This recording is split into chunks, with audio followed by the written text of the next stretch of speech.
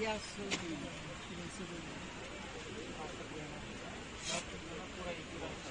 मुड़ जाएगा ना।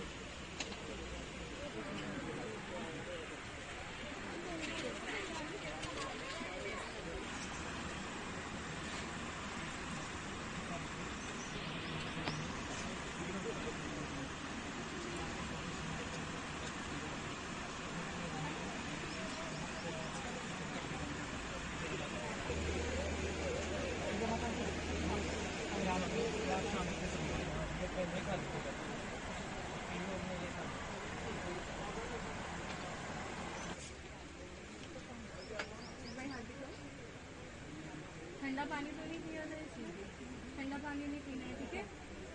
जीभ दिखाओ एक बारी, जीभ आ करो, खांसी तो नहीं है, आ करो।